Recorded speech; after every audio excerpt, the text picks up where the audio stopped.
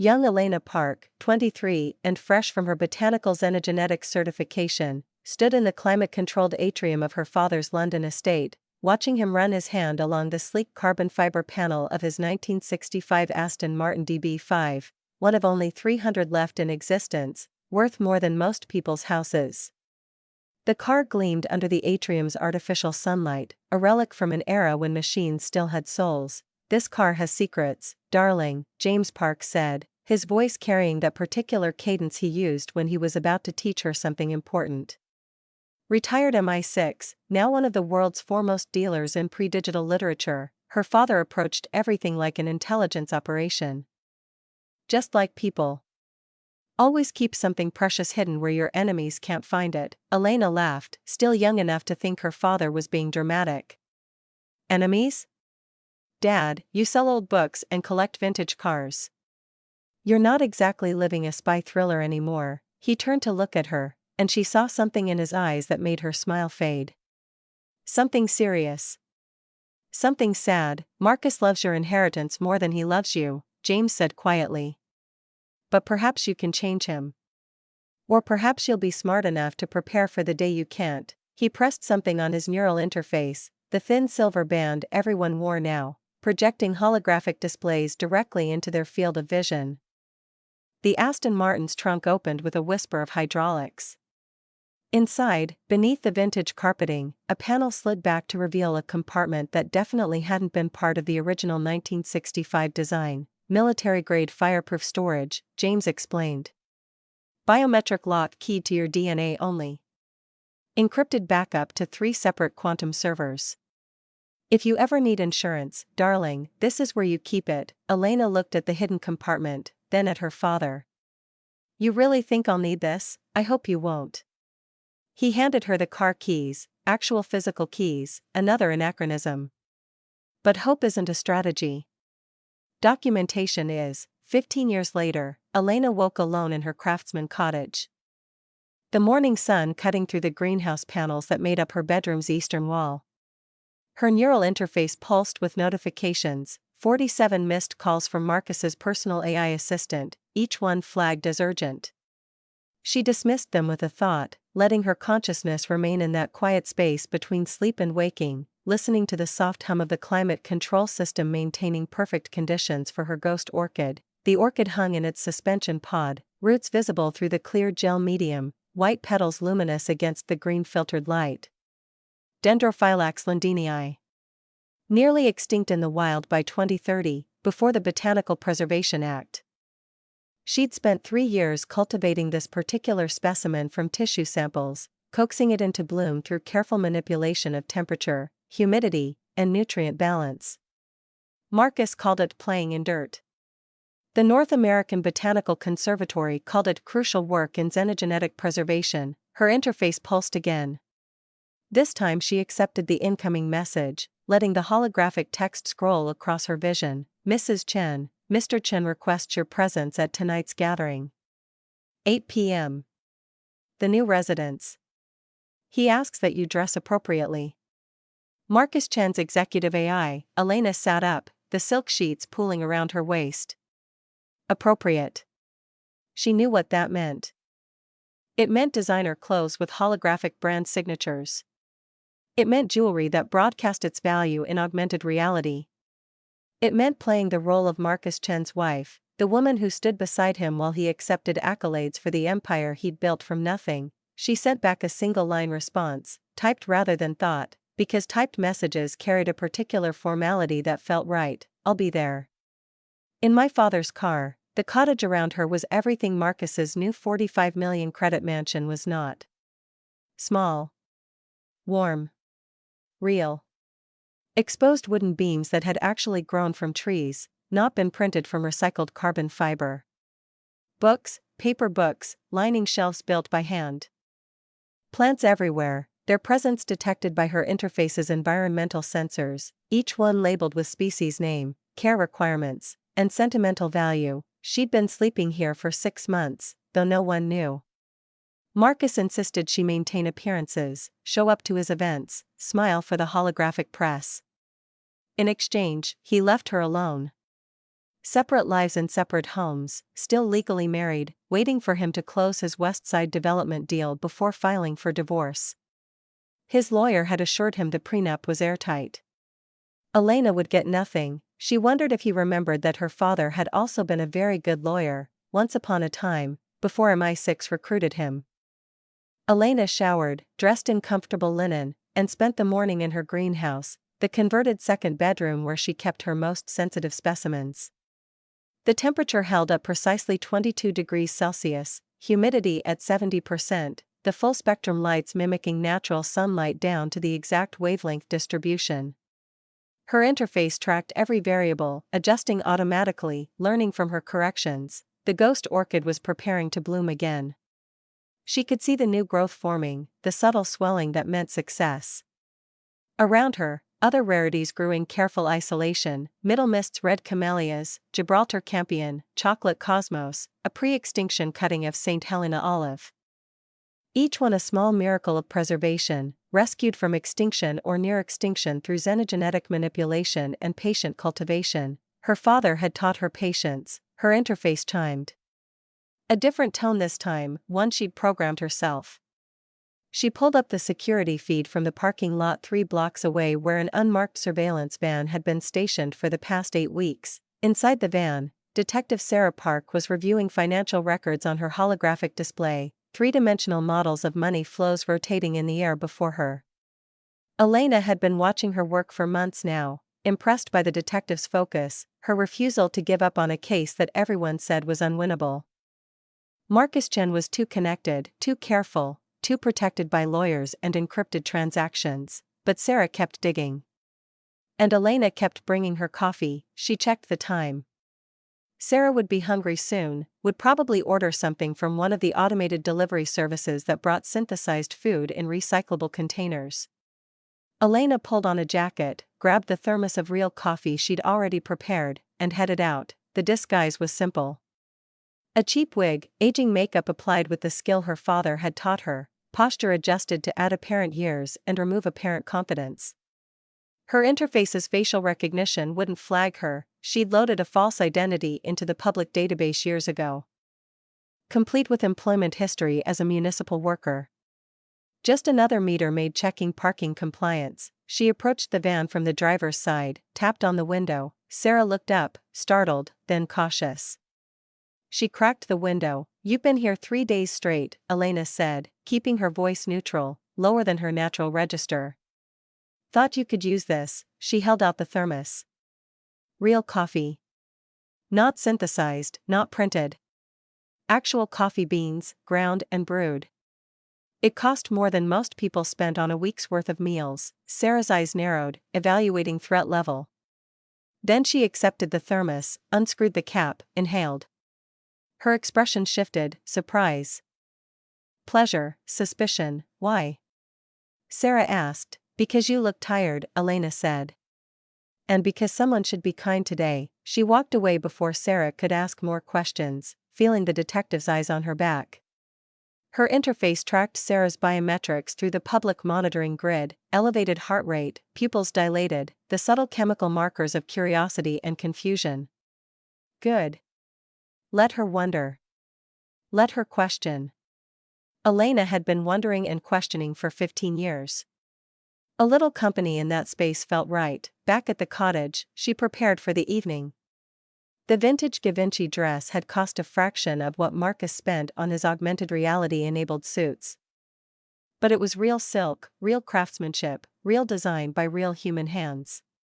She looked like Audrey Hepburn, if Audrey Hepburn had lived to see the 21st century turn into the 22nd. Classic. Understated.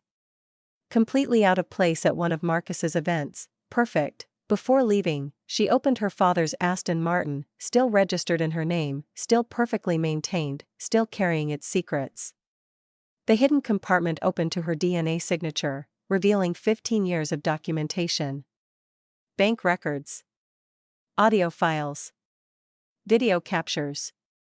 Every forged signature on every fraudulent document Marcus had created to access her trust fund. Every bribed building inspector. Every code violation in every structure he'd built. Every lie told to every investor, she'd learned patience from her father. And documentation, she pulled out her personal interface tablet, old-fashioned, physical, disconnected from any network, and photographed everything. Uploaded it to 3 separate quantum-encrypted servers, each one keyed to release the information automatically if she failed to check in weekly. Insurance against accidents. Insurance against sudden disappearances. Insurance against the kind of things that happen to inconvenient wives of powerful men, just in case, she whispered to her father's memory. The drive to Marcus's new mansion took 40 minutes through traffic that her car's autonomous navigation system handled smoothly. The Aston Martin turned heads, it always did. Vintage vehicles were rare enough to trigger augmented reality displays showing their historical significance, their current market value, their cultural importance. She watched the holographic numbers floating above other drivers' fields of vision as they stared. 3 million credits. Museum quality. 1965 original. Some things weren't for sale. Marcus's mansion occupied 2 acres in the hills, a brutalist structure of glass and carbon fiber that looked like it was trying to intimidate the sky itself. Every surface was smart material, capable of displaying whatever imagery Marcus chose.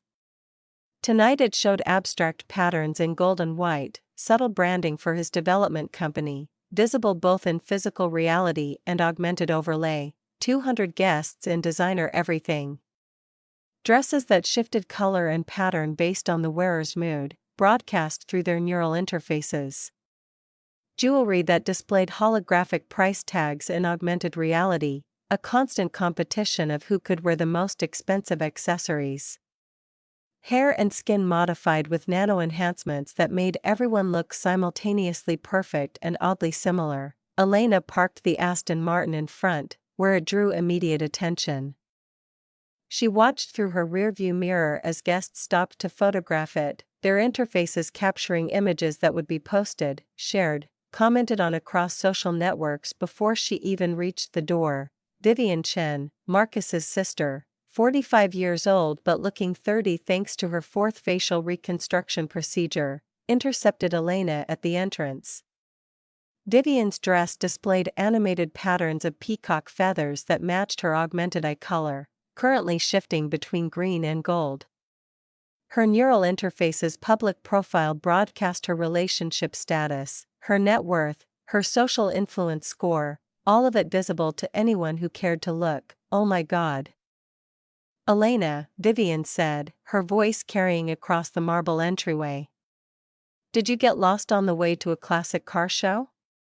That thing looks like it belongs in a museum. Laughter from the cluster of people surrounding her, their interfaces pinging Elena's profile, pulling up her information. Elena Park Chin.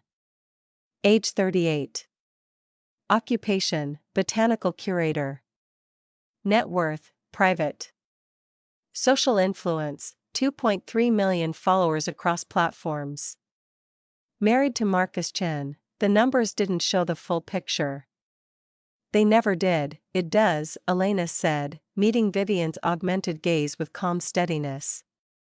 The British Motor Museum offered my father 3 million credits for it. He declined. Some things aren't for sale. She moved past Vivian, into the mansion proper. The interior was exactly what she'd expected, floor-to-ceiling smart glass displaying rotating art pieces, furniture that adjusted itself to optimal comfort based on biometric readings, air quality managed by AI systems that responded to the collective respiration of guests. Everything expensive. Everything automated. Nothing real. Marcus's business partner Brett found her near the catering station, where servers, actual humans, because having human servers was the latest luxury trend, distributed appetizers that had been molecular gastronomy assembled rather than cooked. Elena. Brett said, his smile too wide, his interface broadcasting his mood as gregarious in case anyone couldn't tell. Still playing with plants at that little garden? That's so sweet. Marcus must love having a wife with hobbies. His emphasis on hobbies made it clear what he thought of her work. His interface displayed his own credentials in floating text visible to anyone who looked. Brett Morrison. CFO, Chin Development. Net worth, 40 million credits. Social influence, 8 million followers. Curation, actually, Elena said. I'm responsible for one of the largest rare orchid collections in North America. Last month I successfully cross-pollinated a species thought extinct. But yes, I suppose you could call it playing with plants. Brett's smile didn't waver. Right.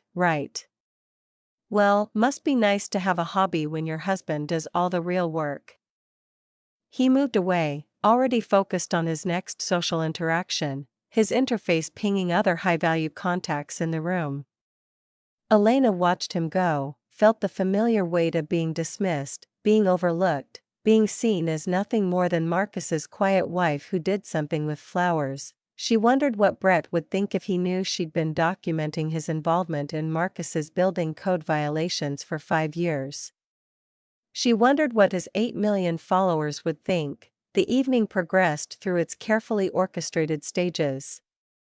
Dinner, printed proteins arranged to look like real meat, vegetables hydroponically grown and genetically optimized for appearance over nutrition. Conversation, carefully curated topics that allowed maximum opportunity for status display, social influence building, wealth demonstration. Entertainment, a holographic performance by a famous artist whose consciousness had been uploaded after death, now performing eternally in digital form. Marcus moved through it all like a shark through water, confident and predatory and utterly in his element. He'd dressed in an augmented reality-enabled suit that displayed subtle animations of architectural blueprints across its surface, branding himself, advertising himself, turning his own body into a walking commercial for his empire. His interface broadcast everything: net worth, 2 billion credits. Social influence, 50 million followers. Relationship status, married, that last one would change soon enough. He'd made sure Elena knew that. At 10 p.m., Marcus gathered everyone for a toast. The mansion's smart walls shifted to display images of his various development projects, luxury apartments, commercial centers, entire neighborhoods that bore his aesthetic of glass and steel and expensive emptiness. 200 guests raised their glasses, their interfaces automatically tagging the moment, sharing it across networks, amplifying Marcus's message, to new beginnings. Marcus announced, his voice amplified by the mansion's audio systems, his image simultaneously broadcast to his 50 million followers. This house represents everything I built from nothing, with my own 2 hands and vision. He looked directly at Elena when he said nothing. The implication was clear, broadcast not just to the room but to millions of people watching through their interfaces. She contributed nothing. She was nothing. She existed only as an appendage to his success. Elena's hand tightened on her glass, but her smile remained serene. She'd had 15 years to practice that smile. Some people are born understanding greatness, Marcus continued. Others are content with small lives. I used to think that was enough. But I've learned, you can't build an empire with someone who thinks a garden is an achievement. The room went silent. Even Vivian looked uncomfortable, her augmented eyes widening slightly. This was public. This was brutal. This was Marcus making a statement about their marriage's end in front of 200 guests and 50 million followers. Elena stood, all eyes on her. She raised her glass, her interface automatically broadcasting her biometrics to anyone who cared to look: heart rate steady, stress hormones normal, confidence markers high. Let them see that she wasn't shaking. Let them see that she wasn't afraid. To Marcus's empire, she said, her voice carrying clearly in the silence. Built from nothing, as he says. Though I imagine nothing must feel like something when you're standing on top of it. She drained her glass. The orchids I gave you for your office are dying, by the way. They're very sensitive to environments that lack oxygen or authenticity. You should water them. Or not. Sometimes things die when they're not properly valued. She set down her glass with a soft clink that the mansion's audio systems amplified into something that sounded final. Decisive. Done. Excuse me. I need air that doesn't feel quite so expensive. She walked toward the garden, the only part of the property with actual living plants, feeling the weight of 200 stairs and 50 million followers watching through shared interfaces. Behind her, Marcus's face had gone red, his biometric readings spiking into anger ranges that his interface immediately tried to mask. He followed her outside. The garden was small, contained, carefully designed by landscape architects who'd optimized every plant for aesthetic impact rather than ecological function. Nothing messy. Nothing wild. Nothing real. What the hell was that? Marcus demanded. You made me look like an asshole. Elena turned to face him. In the darkness, without the mansion's strategic lighting, he looked older. Harder. The man she'd married 20 years ago had been charming and ambitious and full of genuine passion for creating something meaningful. The man standing before her now wore ambition like armor and wielded charm like a weapon. I made you look like yourself, she said. There's a difference. After everything I've given you. Given me? Her voice rose for the first time in months. Marcus, I gave you everything. The capital for your first development. The connections through my father. The social credibility. That was your father's money, not yours. Marcus's interface was broadcasting his anger now, unable to contain it, the emotional data bleeding into his public profile for anyone monitoring. You've never earned anything in your life. You play in dirt and call it a career. I preserve living things. You destroy them and call it progress. You're an embarrassment. That car, those clothes, that sad little job, you're living in the past because you're too weak to compete in the present. Or maybe I'm the only one who remembers when you were actually someone worth loving. The words hung between them, sharp and true and devastating. Marcus's face went through several expressions: fury, hurt, realization, calculation.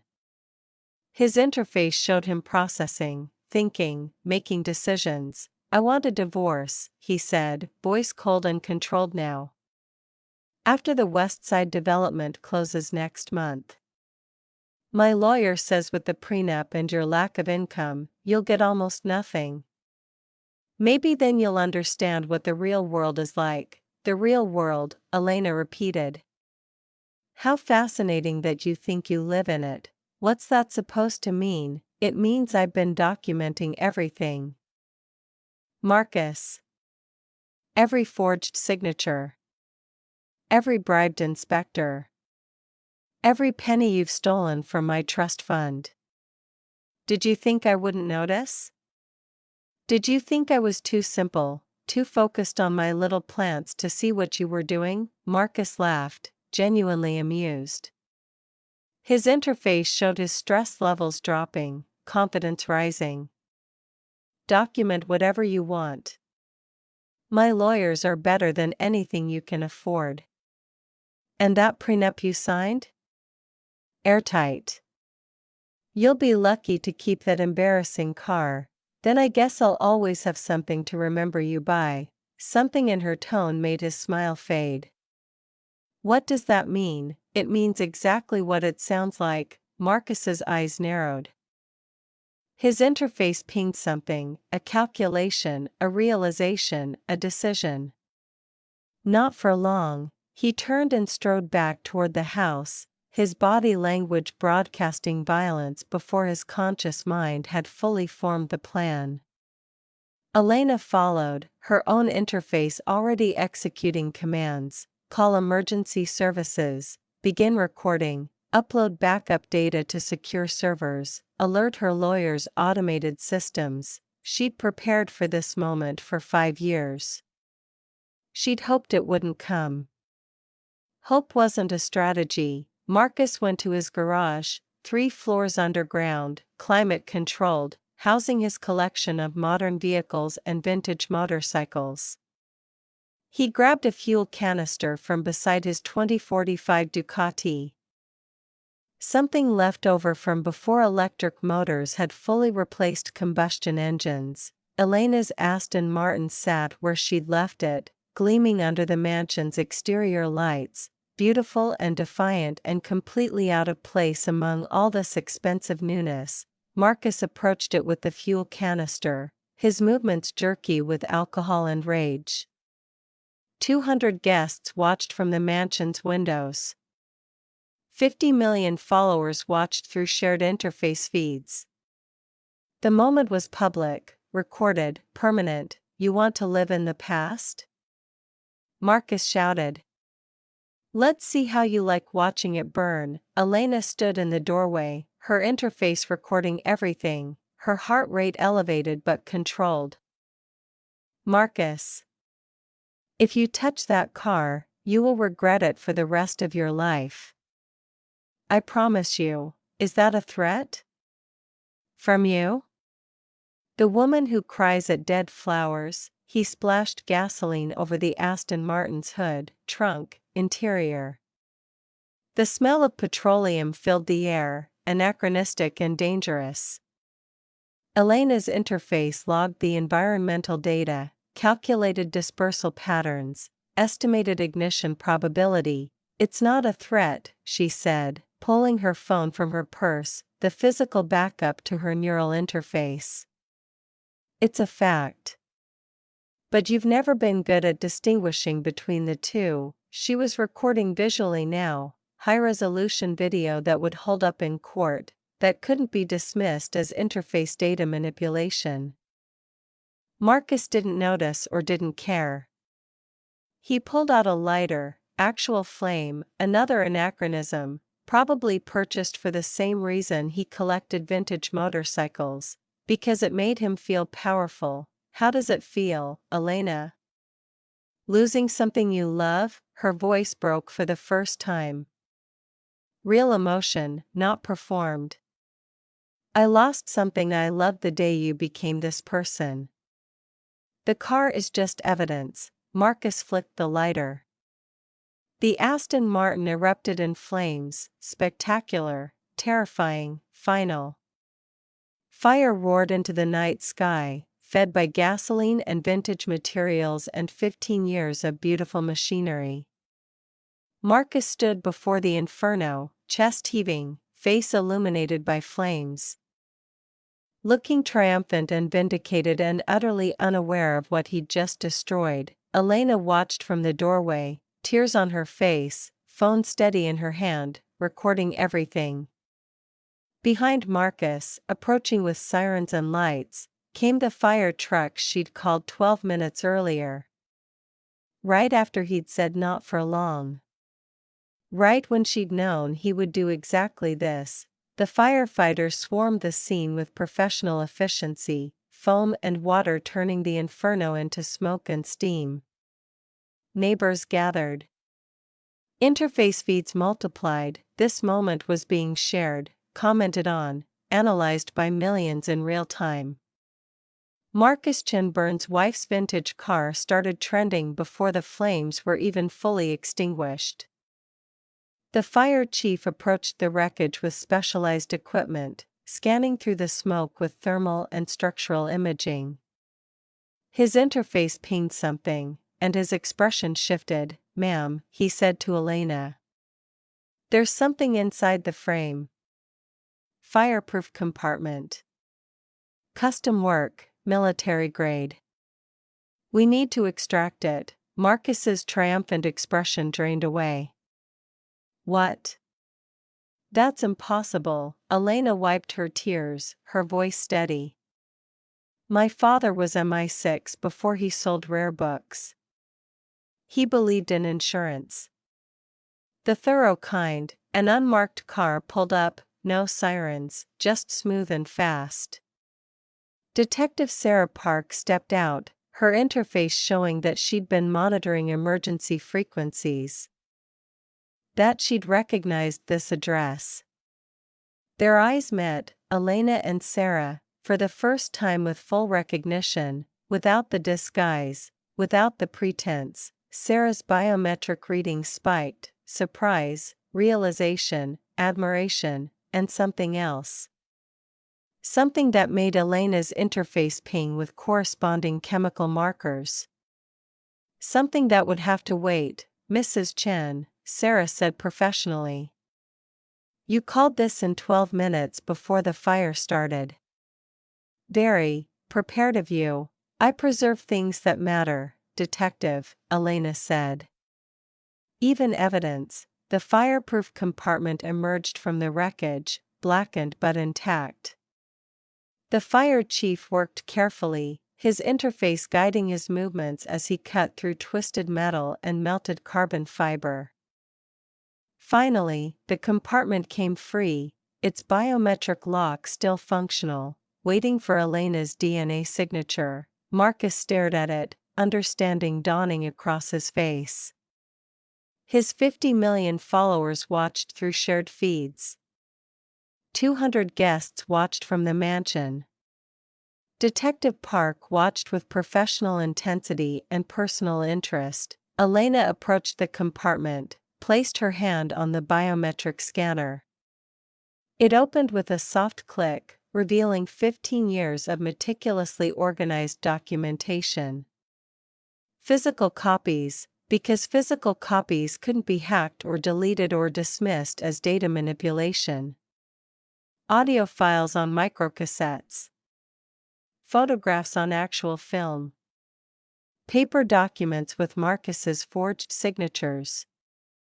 Cross-referenced with Elena's real signature on her Botanical Conservatory employment records. Sarah pulled on latex gloves, began cataloging the evidence with practiced efficiency. Her interface recorded everything, building a case in real time, cross-referencing documents with her existing investigation. Marcus Chen, Sarah said, her voice carrying formal weight now. You're under arrest for fraud, embezzlement, forgery, money laundering, bribery, building code violations, and attempted arson. You have the right to remain silent, the Miranda warning continued, broadcast through 50 million interface feeds, watched by 200 guests who'd come to celebrate an empire. Witnessed the beginning of its collapse instead. Marcus's public profile updated automatically, relationship status, married. Legal status, under arrest. Net worth, frozen pending investigation. Elena watched him being led away in handcuffs, his expensive suit still displaying animated blueprints, his empire crumbling in real time as automated trading systems reacted to the news, as followers unfollowed, as the carefully constructed image of Marcus Chen, self-made billionaire, revealed itself as exactly what it was, built from nothing, standing on nothing, worth nothing. Sarah approached Elena as the police car pulled away. They stood together in the aftermath, smoke still rising from the destroyed Aston Martin. Evidence secured, justice beginning its slow mechanical process. You were the parking meter maid, Sarah said. Elena managed a small smile despite everything. And you were the detective who eats too much takeout and talks to yourself while reviewing files. You brought me coffee. 3 times, you looked tired. And you were trying to catch my husband. The least I could do was keep you caffeinated. You could have warned him. Why would I help the man stealing from me? They looked at each other in the smoke and firelight, 2 women who'd been circling the same case from different angles, finally standing on the same side. Sarah's interface pinged with professional obligations, statements to take. Evidence to secure, reports to file. But her biometric readings showed something beyond professional interest. Something that made Elena's own readings spike in response. "Your statement is going to take hours," Sarah said. "This case is going to consume your life for months." "Better my life than my soul," Elena said. That's what staying with Marcus was doing. Somewhere above them, through the smoke, stars were visible, real stars, not the augmented reality overlays most people saw through their interfaces. Elena looked up at them, felt the weight of 15 years of patience finally lifting. Her father had taught her to play the long game. To document. To preserve. To wait for exactly the right moment. Tonight had been the right moment. And tomorrow, the real work would begin. The champagne fountain in the center of the Sterling family's atrium shot liquid gold 20 feet into the air, each droplet captured by holographic sensors that projected the family crest, a constellation of stars arranged to spell Sterling, across the vaulted ceiling. Kira Sterling stood beneath it with a glass of water, watching 300 guests glide across marble floors embedded with fiber optics that tracked their movements, adjusting the ambient lighting to flatter each person's complexion. The technology had cost more than most people earned in a lifetime. Her father had bragged about it for weeks. "Still drinking water at your own family's Ascension Gala?" Her sister Nadia appeared at her elbow. Holographic jewelry flickering across her throat and wrists, the latest trend, programmable accessories that shifted with your mood if you paid for the premium biometric sync. Nadia's displayed cool blues and sharp silvers. Superiority and calculation. "You know the press drones are capturing everything. People will think we can't afford real champagne." Kira took a deliberate sip. "People who matter know the difference between choosing and affording." How philosophical. Nadia's smile never reached the biosensors embedded beneath her skin at her temples, the ones that fed real-time emotional data to her personal AI assistant. The Sterling family didn't just perform success, they quantified it. Measured it, broadcast it across every social platform that mattered. Though philosophy doesn't trend well. Marcus's engagement announcement is already at 40 million impressions. "What's your contribution to the family narrative tonight?" Marcus was their younger brother, golden child, heir apparent to Sterling Dynamics despite being 23 and having never worked a day that wasn't orchestrated for publicity. His engagement to Celestia Chen, daughter of the Chen tech empire, had been announced an hour ago with a holographic proposal that played on loop across the gala's exterior walls, visible from 3 city blocks away. Romantic inevitability meets corporate merger. The press releases wrote themselves. "I'm working on a water purification project for the outer districts," Kira said. "We're close to a breakthrough on filtration systems that could, the outer districts." Nadia's laugh had been perfected through vocal coaching, designed to sound delighted while carrying an edge of dismissal. "Still trying to save the world one charity case at a time. How's that working out for your social index?" Kira's social index, the numerical ranking that measured influence, desirability, and success across all platforms, hovered around 12,000. Respectable for anyone outside their sphere. Embarrassing for a Sterling.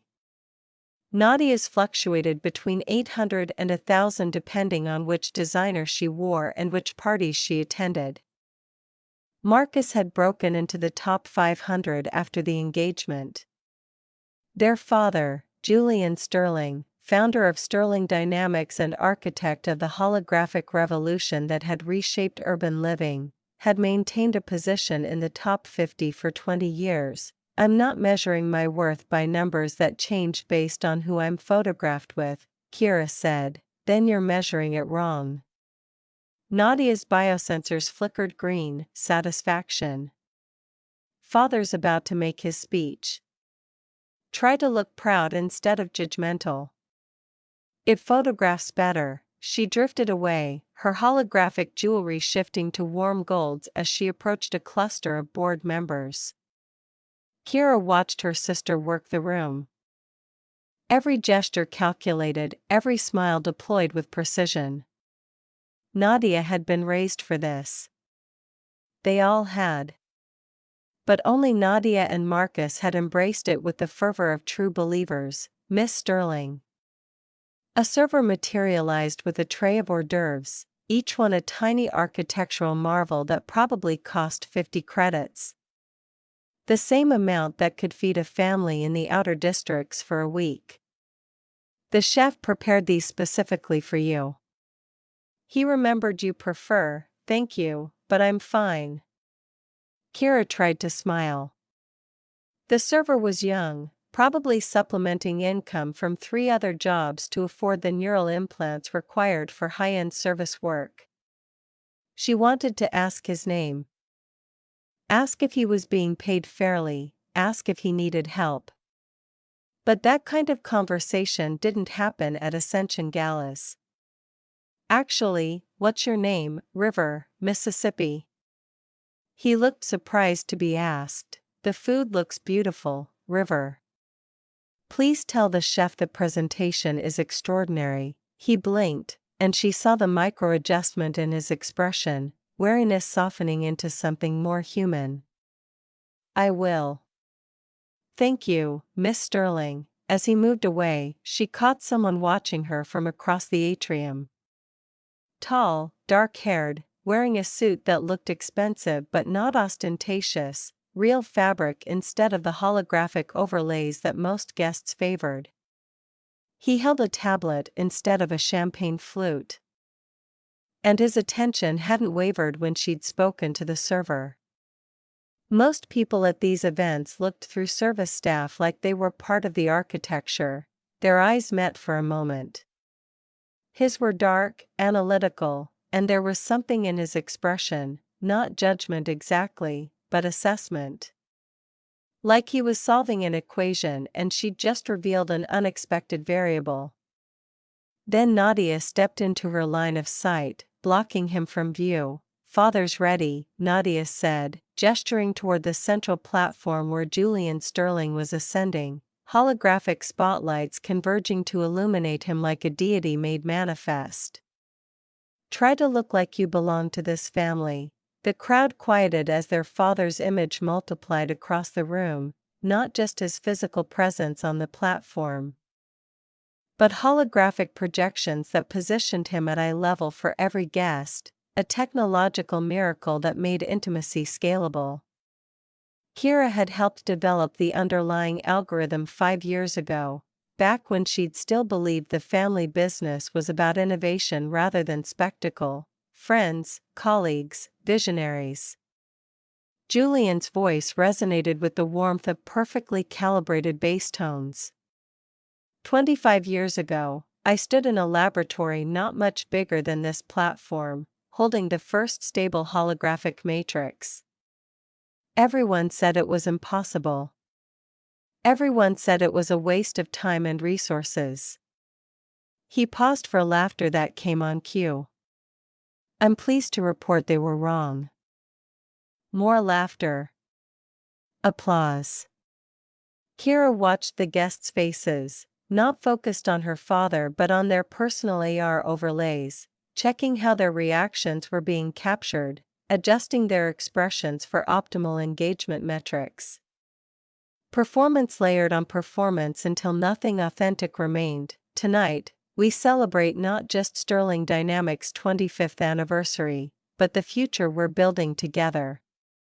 My son Marcus and his brilliant fiancée Celestia will be spearheading our expansion into neural interface technology.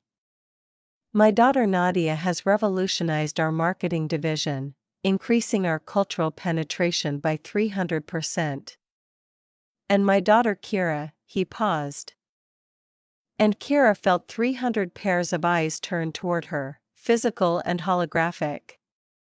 Continues her humanitarian work, reminding us that technology serves humanity, not the other way around. It sounded like praise. It felt like dismissal. Humanitarian work, code for not making money, for not contributing to the bottom line, for embarrassing us with her insistence on helping people who can't help us back. The applause that followed was polite and brief before Julian moved on to announcing the new product line, the expanded headquarters, the projected revenue that would secure Sterling Dynamics' position for another generation. Kira stopped listening. She'd heard versions of this speech her entire life. We are exceptional. We are inevitable. We are the future. She slipped toward the edge of the crowd as her father's speech built toward its crescendo, navigating between clusters of guests who were too focused on their own social metrics to notice her departure. The atrium opened onto a terrace that overlooked the city, 60 floors of vertical gardens and holographic advertisements, a landscape of wealth and want pressed against each other with only architecture between them. Escaping your own party? The voice came from her left. The dark-haired man from earlier stood near the railing, tablet still in hand. Up close, she could see the small details: no biosensors, no holographic accessories. No visible tech beyond the tablet, and a simple ear calm, almost aggressively analog in a crowd that treated augmentation like oxygen. Or just getting air. Can I help you? Kira kept her voice neutral. Press drones weren't allowed on the terrace, but that didn't stop ambitious journalists from finding ways in. You already did. That interaction with the server, River. You meant it. He didn't phrase it as a question. Most people at these events don't see service staff as human. You asked his name. You thanked him for work he didn't do. Are you with the press? I'm with the audit. He offered his hand, and she saw the credentials projected from his tablet: forensic accounting firm, high-level clearance, legitimate access. Garrett Chen. Your father's company hired us to verify some financial discrepancies before the Chen family merger is finalized. I'm Celestia's cousin, your family. Kira shook his hand, surprised by the warmth of actual skin contact instead of the haptic feedback most people preferred. Then you should be inside, celebrating. I don't celebrate transactions before they're verified. He turned back to the city view. Your father's speech was impressive. Very well rehearsed, 25 years of practice. That's not what I meant.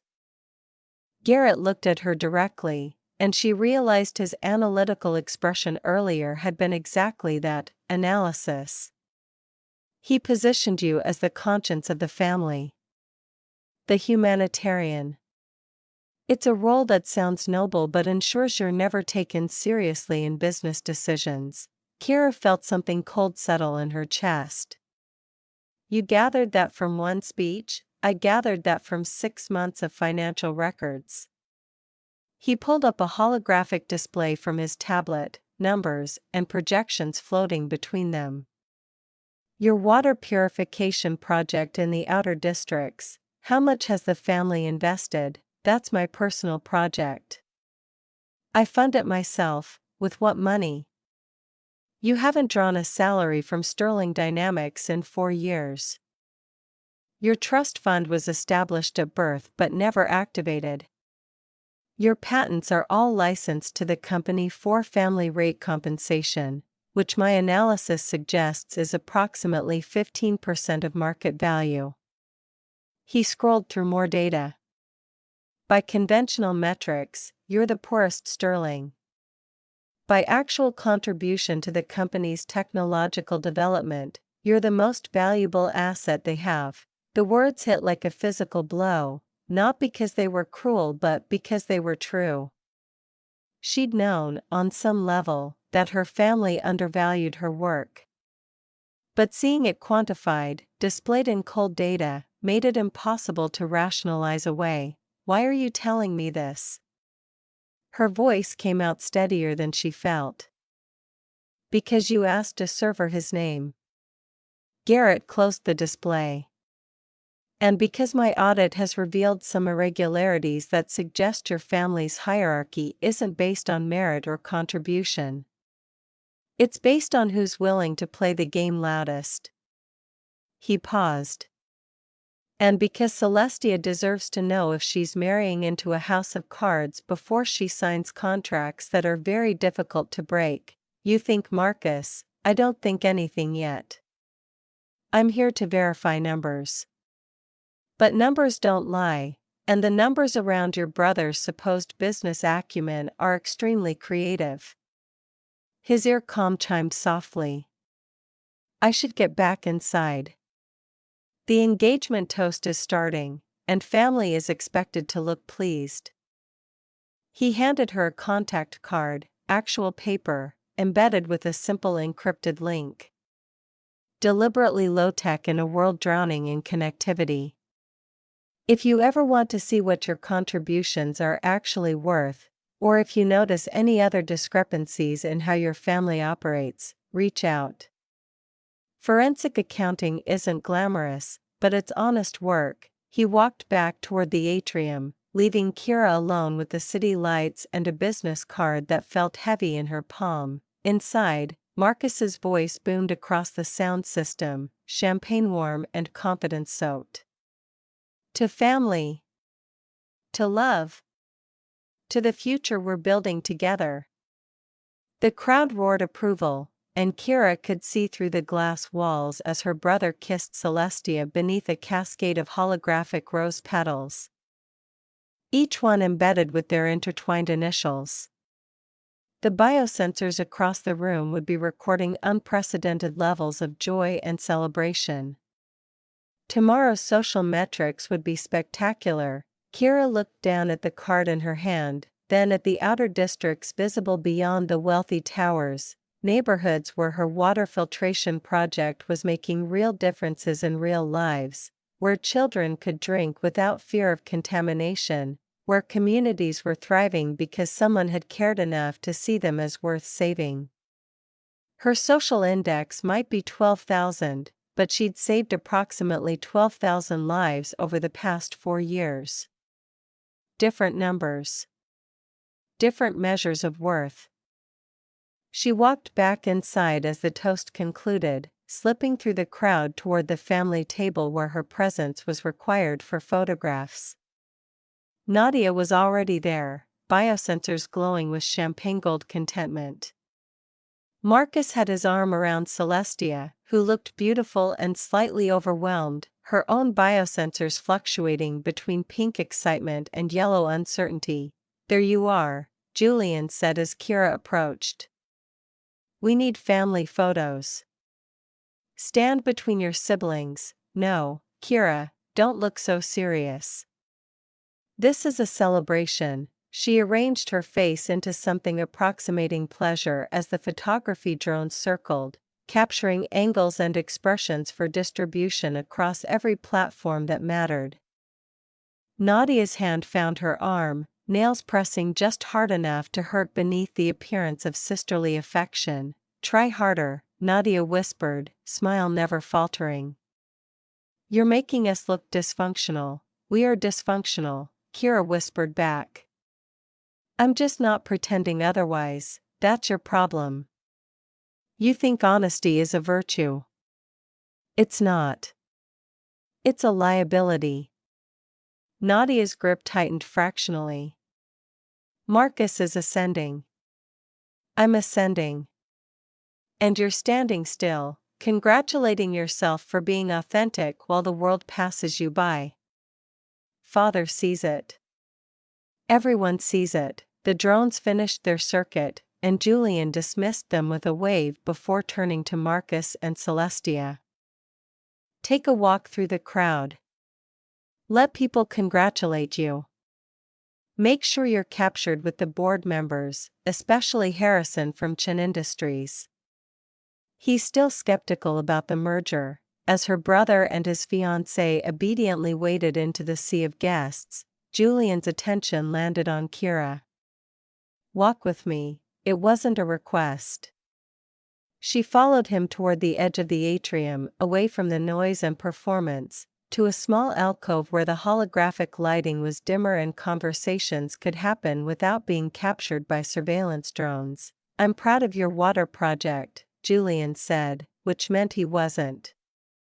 "But it's time to think about your position in this family. Marcus is taking over the neural interface division. Nadia is running marketing. What's your role?" "I have patents in holographic stabilization, environmental adaptation systems, and sustainable energy integration. My work is foundational too, your work is historic." Past tense. Julian's voice carried the gentle firmness he used when explaining reality to people who refused to see it. "The company is evolving. We're moving into biometric integration, neural commerce, experiential technology that requires constant innovation and market awareness. Your interests lie in," he gestured vaguely, "humanitarian applications. Which is admirable. But it's not where the future is. Because the future doesn't include people who can't afford neural implants, the future includes everyone eventually. But we build for the market that exists, not the one we wish existed." He placed a hand on her shoulder, heavy with implied authority. "I'm offering you a choice. Step up, join Marcus's neural interface team, let Nadia coach you on your public image, commit to being a sterling in more than name. Or step aside, take a generous settlement, keep your humanitarian work, but release your patents to the company and accept that your path diverges from ours." The words landed with the weight of an ultimatum that had been building for years. Step up or step aside. Conform or leave.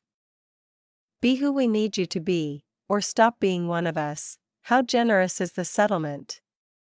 Kira asked, buying time to think. 10 million credits. Plus continued use of the sterling name for your projects. You could do a lot of good with that money, 10 million credits. Her patents were worth at least 50 times that, and they both knew it.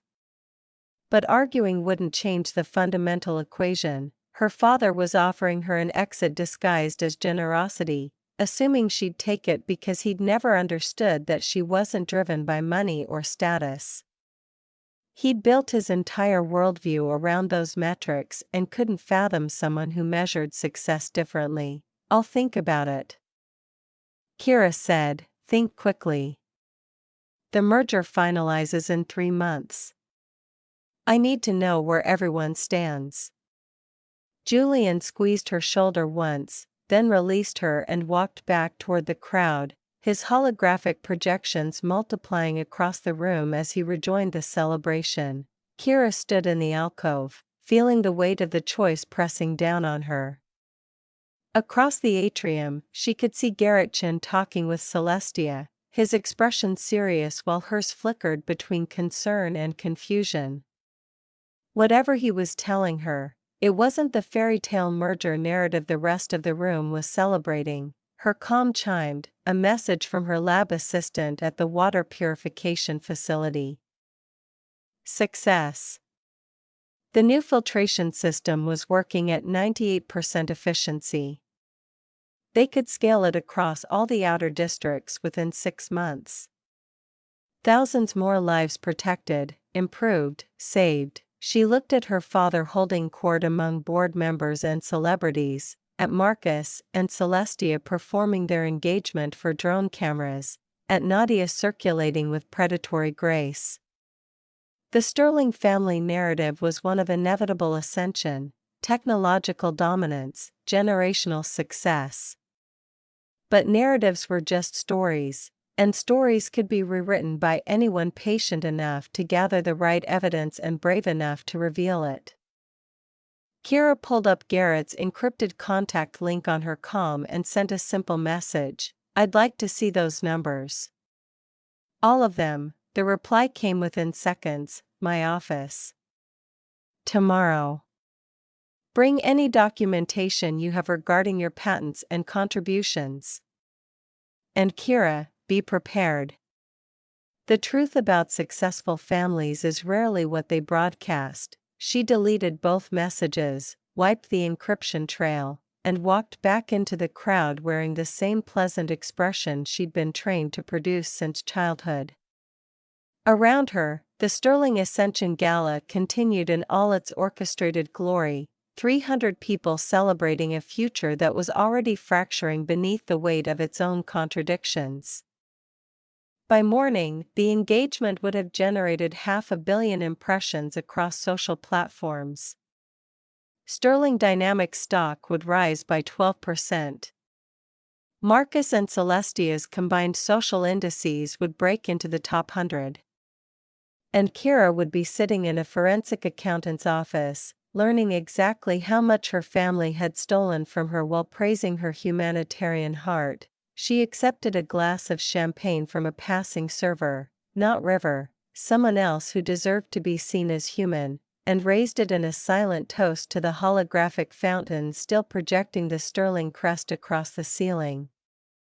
The family constellation that spelled success in letters made of light and lies. Tomorrow, she'd start rewriting the story. Tonight, she'd let them think they'd won. The projection of Kira's face appeared 30 feet tall on the curved display wall behind her father's desk, frozen mid-sentence with her mouth slightly open, biosensors at her temples glowing an unfortunate shade of embarrassed pink.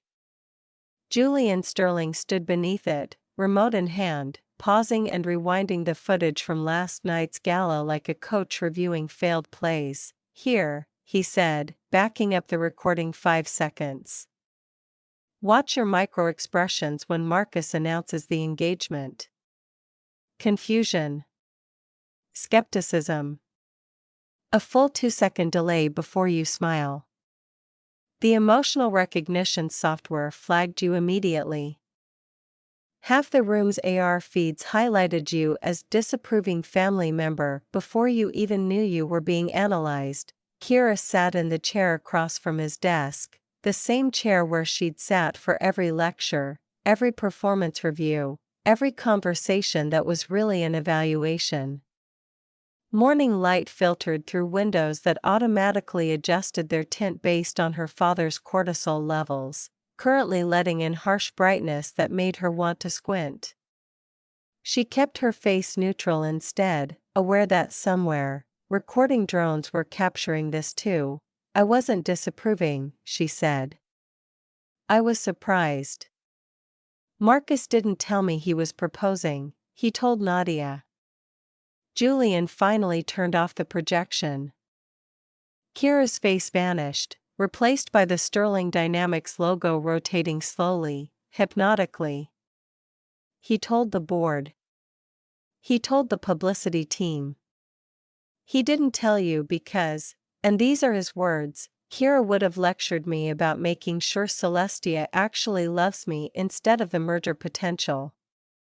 He set down the remote with the precise click of someone making a point. Would he have been wrong? The honest answer stuck in her throat because yes, she would have asked exactly that.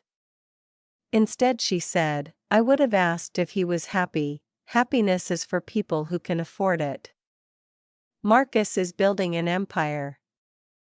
Julian sat, his chair automatically adjusting to support his posture in the way spine health algorithms recommended. Everything in his office, in his life, optimized for maximum efficiency. Which brings us back to your choice. Have you thought about my offer? 10 million credits to step aside. Release her patents. Keep the Sterling name for charity work but sever herself from the actual family business.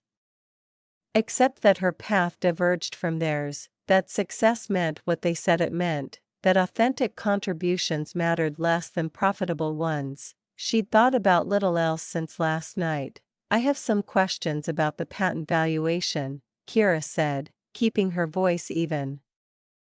The holographic stabilization algorithm I developed is currently used in 70% of your commercial installations. The licensing revenue alone is factored into the offer. The $10 million represents fair market value for technology that, while foundational, has been superseded by newer innovations. Your work was important, Kira. Past tense. The question is whether you want to be part of the future or compensated for the past, past tense. Like she was already gone, already archived, already irrelevant. She felt the anger rise but tamped it down, trained since childhood to transmute emotion into composure. Her biosensors, the simple ones she wore because refusing them entirely would mark her as antisocial, flickered yellow. Frustration, carefully controlled. I'd like to see the full valuation breakdown. Independent analysis. Before I make a decision, something shifted in Julian's expression, a microcalculation she'd learned to recognize over 30 years. He was deciding whether to be disappointed or impressed. You don't trust the family accountants. I don't trust anyone's accountants when I'm the one being bought out. That's not mistrust. That's basic business sense. The corner of his mouth ticked up, the closest thing to approval he offered anymore. Fine. Send whatever documents you need to an independent firm. But Kira, understand, this offer expires when the merger finalizes. 3 months. After that, decisions get made with or without your input. Marcus takes over the neural interface division regardless. Nadia expands her role regardless. Your patents will be utilized in new products regardless. The only variable is whether you're compensated fairly now or find yourself sidelined later with nothing to show for it. The threat was gentle, almost paternal. That made it worse somehow. He genuinely believed he was protecting her, giving her an exit before she was pushed out a window she couldn't see closing. I understand, Kira said, and stood before he could dismiss her. I'll have an answer before the merger. I promise. She left his office, passing through corridors where holographic art shifted based on viewer preferences, abstract geometric patterns for her, knowing she'd never liked representational art that felt like surveillance with aesthetics. The building knew everyone, anticipated everyone, catered to everyone worth catering to. Service staff in the lower floors got generic environments, their preferences not worth the processing power to customize. River, the server from last night's gala, was polishing chrome fixtures near the executive elevator bank. His uniform projected a subtle shimmer that tagged him as temporary staff, not permanent employee. He glanced up as she approached, and she saw recognition flicker across his face before he looked away, trained not to make eye contact with executives. The presentation was beautiful last night, Kira said, stopping near him. I meant to tell you again. The coordination must have been exhausting. He straightened, clearly unsure how to respond to an executive who'd already thanked him once. Just doing the job, Miss Sterling. How many events do you work per week? 4 or 5? Depends on bookings. And your day job, delivery logistics. Neural mapping for route optimization. Evening classes in, he stopped himself, maybe realizing he was sharing more than her question asked for. Sorry. You don't need my schedule, I asked for it. She pulled out her tablet, opened a secure notepad. What's your full name? And what are you studying, River Corey? I'm Miss Sterling. I don't need charity or, I'm not offering charity. I'm hiring. Park Development is looking for someone to coordinate community outreach for our water purification expansion. 35 hours per week, benefits, salary 60,000 credits. You'd be interfacing with residents, managing distribution logistics, troubleshooting on-site issues. Interested, River stared at her like she'd spoken a language he didn't quite understand. I don't have experience in. Why would you? Because you worked 4 events this week while studying and working full-time, which means you're reliable, organized, and motivated. Because you noticed last night when an elderly guest needed help finding the accessible entrance and you guided them without being asked. Because I need someone who sees people as people, not service metrics. And because she held his gaze. I remember what it's like to work 3 times as hard as everyone else and still be invisible. His biosensors flickered surprise yellow, then gratitude green, then suspicion orange. Smart. What's the catch? The catch is it's not Sterling Dynamics. It's my personal project. Which means lower prestige, no corporate ladder, and my family will probably consider it another example of me wasting my potential on charity cases. She sent him the job description. Think about it. No pressure. But if you're interested, interviews are next week. She stepped into the executive elevator before he could respond, watching his expression shift from suspicion to cautious hope as the doors closed. Small victories. Tiny rebellion. Hire the staff her family didn't see, build networks they didn't value, create infrastructure they dismissed as irrelevant until suddenly it wasn't. The elevator descended toward the parking structure, passing floors where holographic advertisements tracked her retinal movements, trying to serve her personalized pitches. She closed her eyes against the assault of optimization, felt the subtle deceleration as the car approached her level, opened them to see Garrett Chin leaning against her vehicle, a 15-year-old electric sedan that looked aggressively out of place among the luxury cars and automated pods surrounding it. Stalking me already? Kira asked, approaching with her keycard raised. We only met 12 hours ago. Due diligence, not stalking. Legal distinction. He straightened, hands in his pockets, expression neutral in a way that suggested careful practice. I've been reviewing the patent documentation you filed with Sterling Dynamics over the past decade. Interesting reading. Most people would call it boring. Most people don't notice when foundational patents are licensed at 15% market value to a family company that then sublicenses them at full value to external clients, pocketing the spread. That's not boring. That's systematic wealth extraction disguised as family generosity.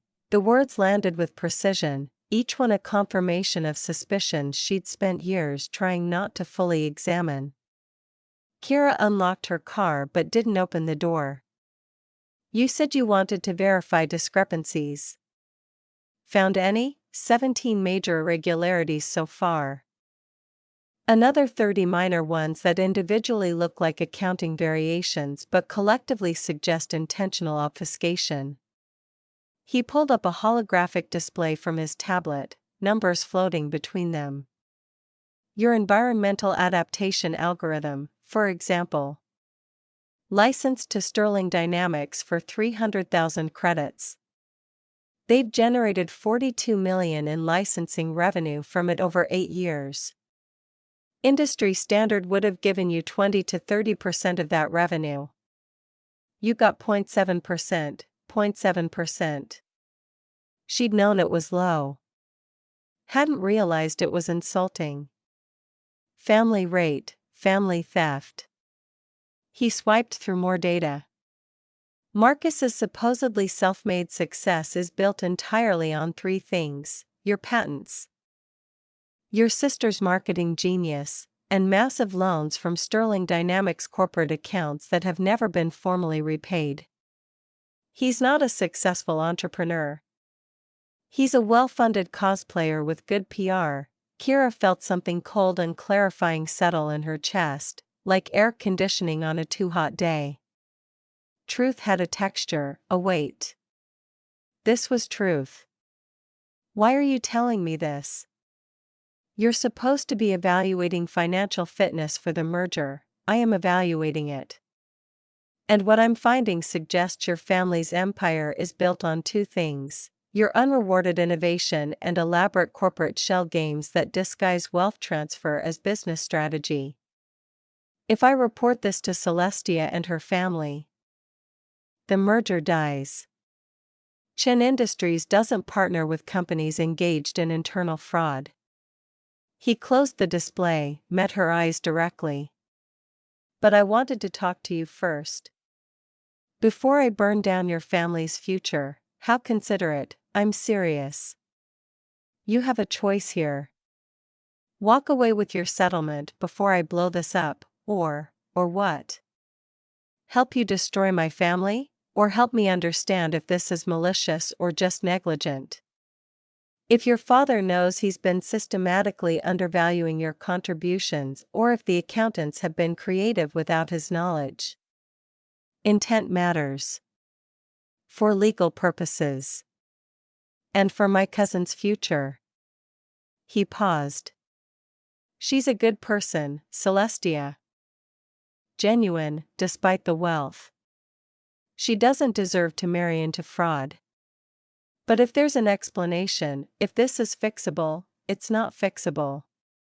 The words came out harder than she intended. It's not ignorance or negligence. It's strategy. Keep me contributing, keep me grateful for scraps, keep me too busy with humanitarian work to notice I'm funding everyone else's success. My father knows exactly what he's doing. He's just betting I won't care enough about money to call him on it. Garrett studied her, and she had the uncomfortable sense of being seen, really seen, by someone with no reason to spare her feelings or maintain comfortable illusions. Will you? Call him on it? The elevator doors opened behind them. Nadia stepped out, holographic jewelry already adjusted to professional silver for daytime business, her expression smoothing into practiced concern when she saw them. Kira. Mr. Chen. How convenient, I was just coming to find you both. She approached with the purposeful stride of someone used to controlling spaces, conversations, outcomes. We need to talk about the optics of you two meeting privately. The press is already speculating about divisions in the family, and having our forensic auditor in private conversation with our allegedly discontent daughter sends exactly the wrong message. Allegedly? Kira kept her voice mild. You left the gala early. You looked uncomfortable during Marcus's announcement. You've been radio silent on social media, not even a congratulatory post. People notice these things, Kira. And when people notice, they speculate. And speculation affects stock prices. Nadia turned to Garrett. I'm sure your conversation was purely professional, but appearances matter. Perhaps future discussions could happen in more official settings. I'll keep that in mind, Garrett said, expression unchanged. Though technically, my audit requires me to speak with all family members about their roles and contributions. Standard procedure, then let's schedule something formal. Through proper channels. With legal present. Nadia's smile never wavered, but her biosensors flickered red-orange, stress and irritation poorly masked. We're all on the same team here. Working toward the same goal. The merger benefits everyone.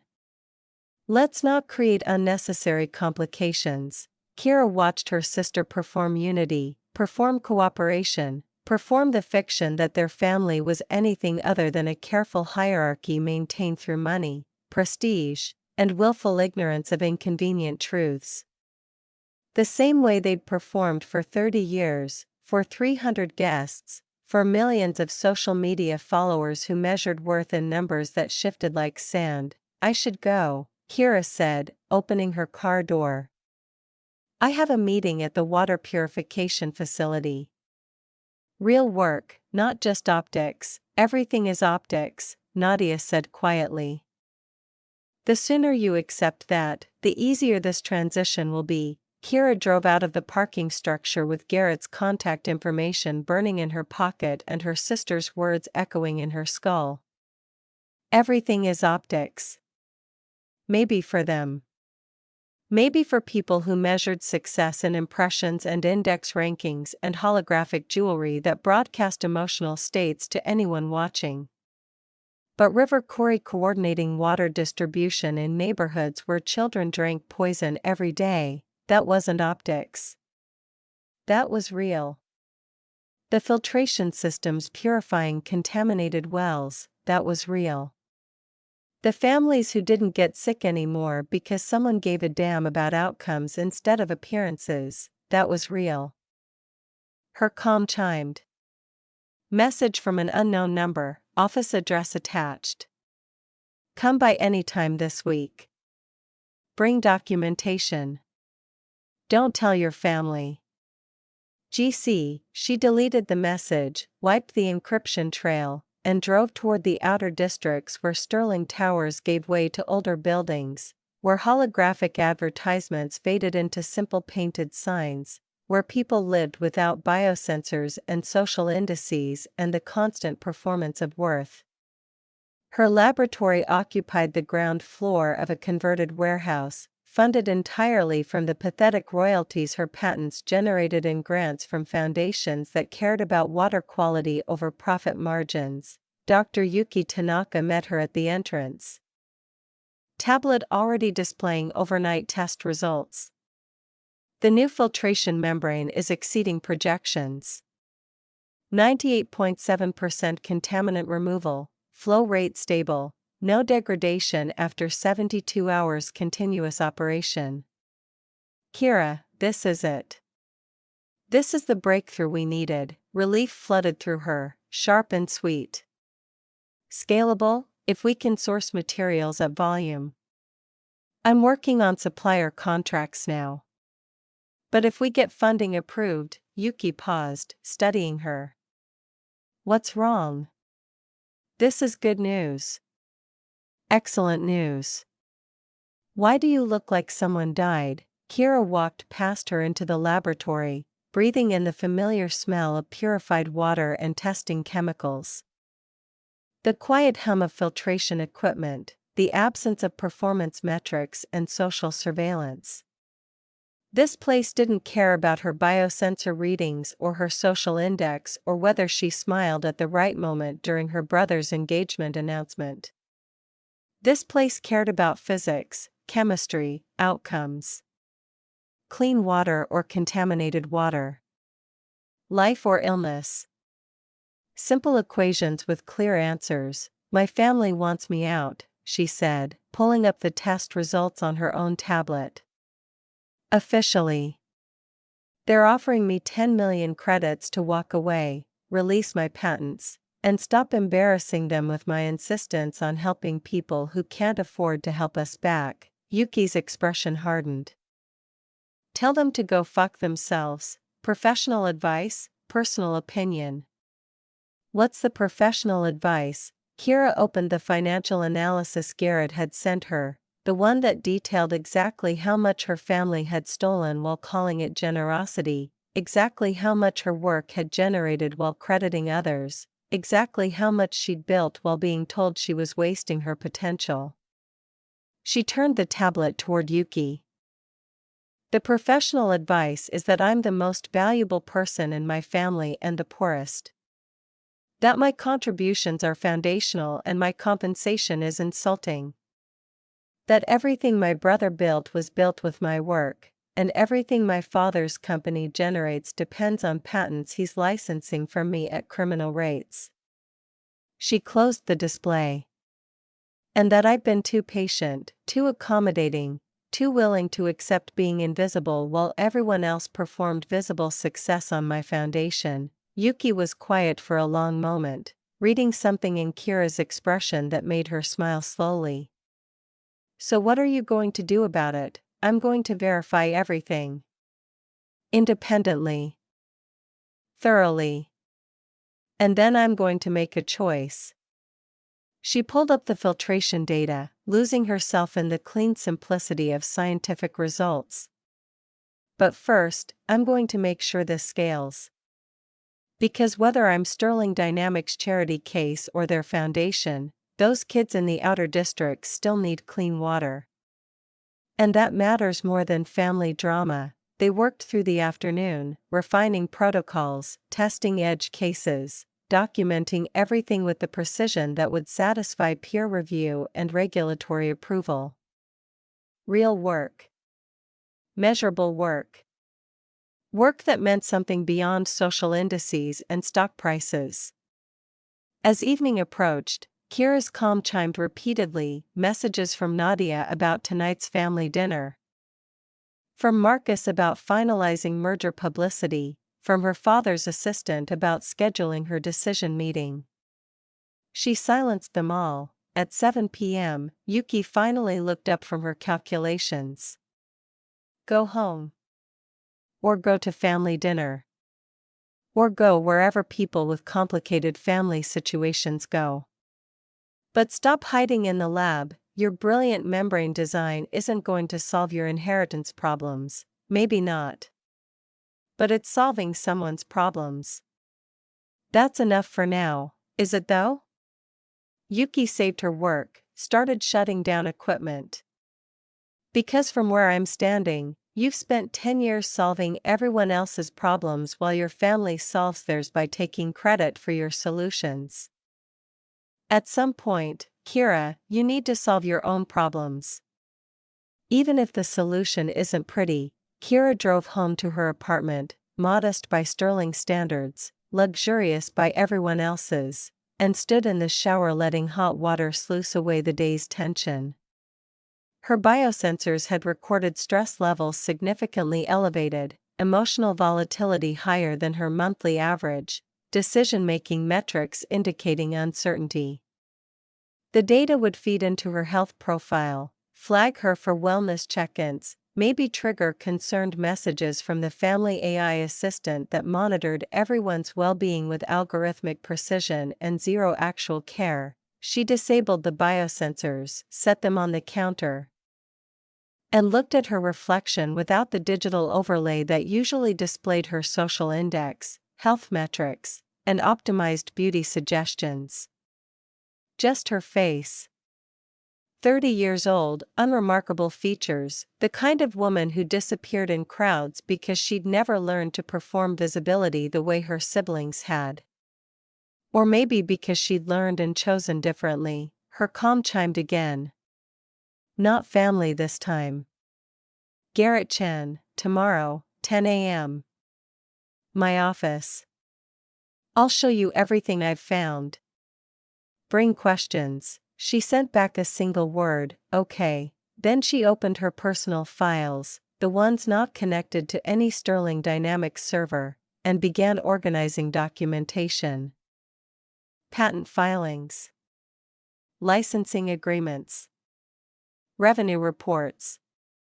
Emails where she'd questioned compensation and been told family loyalty mattered more than market rates.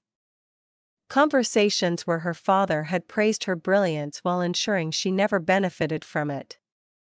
15 years of building someone else's empire while being told her real value was staying humble, staying generous, staying small.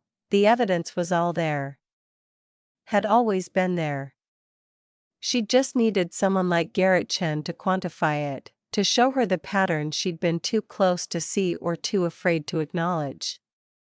The question wasn't whether her family had exploited her. The question was what she planned to do about it. And whether revenge looked like exposing them or simply extracting herself from their carefully constructed hierarchy.